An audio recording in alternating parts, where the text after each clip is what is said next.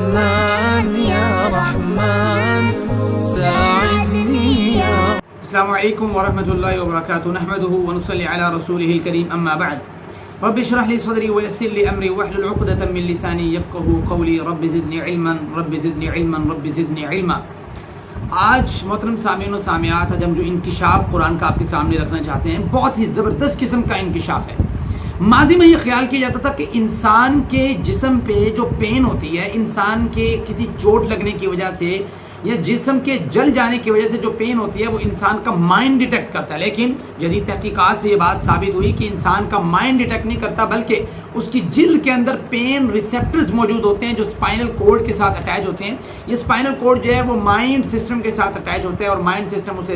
Register کرتا ہے اس pain کو، پھر وہ پین ریسیو ہوتا ہے۔ اس طریقے سے جو ہے انسان کو درد فیل ہوتا ہے، یہ آج جدید تحقیق یہ بات بتاتی ہے، جبکہ اس بات کو مالک کائنات نے اپنے قرآن میں آج سے 1450 سال پہلے ہی بتا دیا تھا۔ اب یہ دیکھیں کہ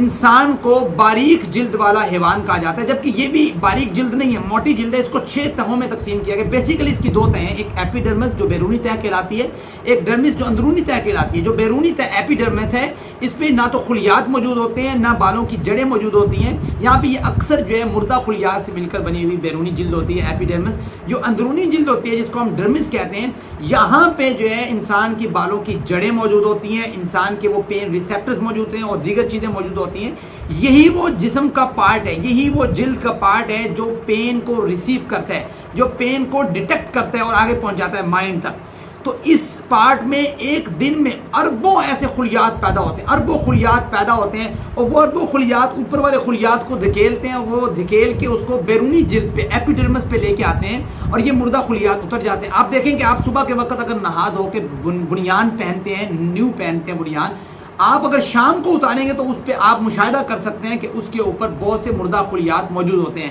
اصل میں یہ کہانی جو ہے کہ نئے خلیات کا پیدا ہونا اور مردہ خلیات باقی جو ہے مردہ خلیات ہو جانا، یہی چیز جو ہے انسان کی صحت کے لیے بہت مفید ہے۔ آپ دیکھیں کہ ہمارے جسم پہ چھوٹے چھوٹے ہمیں جو تکلیف پہنچتی ہے، چھوٹے چھوٹے زخم ہوتے ہیں، یا ہم مہندی لگاتے ہیں یا اس طرح کی کوئی چیز آپ لگاتے ہیں تو وہ اس کا رنگ کیوں اتر جاتا ہے، وہ کیوں اتر جاتی ہے مہندی؟ اس کی وجہ بھی یہی ہے کہ وہ مردہ خلیات جو ہیں وہ اترتی ہیں، ساتھ وہ بھی اتر جاتی ہے۔ اس طریقے سے جو ہے آپ اس کو سمجھ سکتے ہیں۔ اب بات یہ ہے کہ اللہ تعالیٰ نے ان پین ریسیپٹرز کا ذکر قرآن مجید میں سورۃ النساء ورس نمبر 56 میں کیا ہے۔ آپ قرآن کا مطالعہ کریں، اللہ فرماتے ہیں ان الذین کفروا بآیاتنا، بے شک وہ لوگ جنہوں نے کفر کیا، ہماری آیات کا انکار کیا،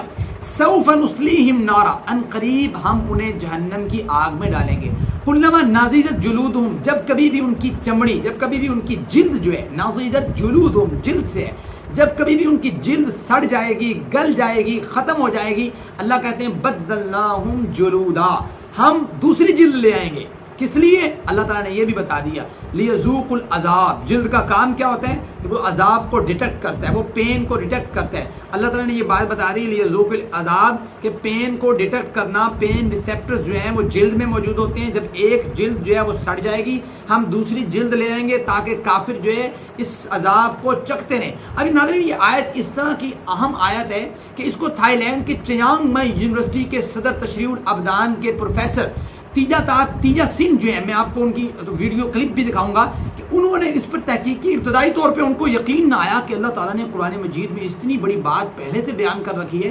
بعد میں جب انہوں نے مکمل ریسرچ کی تو ان کے سامنے یہ بات روز روشن کی طرح عیاں ہوئی۔ تو انہوں نے پھر کیا ہوا کہ طبی کانفرنس سعودیہ میں ریاض میں ہوا کرتی تھی، اس میں 8ویں طبی کانفرنس میں انہوں نے وہاں پہ کلمہ پڑھا اور ان کے جو بڑے موسٹ امپورٹنٹ ورڈز ہیں وہ میں لفظ بلفظ آپ کے سامنے ان کے وہ ورڈز رکھنا چاہوں گا۔ انہوں نے اس وقت جو الفاظ کہے، اس قرآن کی آیت کو سمجھنے کے بعد انہوں نے کہا I think this is a time to say, میرے خیال سے یہ وہ وقت ہے کہ مجھے کہنا چاہیے لا الہ الا اللہ، دیر از نو گاڈ ایکسیپٹ اللہ، کہ اب کوئی اور اللہ نہیں ہے، کوئی اور گاڈ نہیں ہے، صرف اللہ وہ ذات ہے، لا الہ الا اللہ، اللہ کے علاوہ کوئی الہ نہیں ہے۔ پھر انہوں نے کہا محمد از اے میسنجر آف اللہ، محمد رسول اللہ صلی اللہ علیہ وسلم اللہ کے رسول ہے، محمد رسول اللہ، دا موسٹ پریشیس تھنگ، انہوں انہوں نے کہا اس وقت جو سب سے بہترین چیز ہے میرے لیے I have gain from coming to this conference, اس کانفرنس سے جو میں نے بڑی زبردست چیز لی ہے وہ ہے لا الہ الا اللہ اینڈ ٹو بیکم اے مسلم، اور مسلمان ہو جانا یہ میرے لیے باعث فخر ہے۔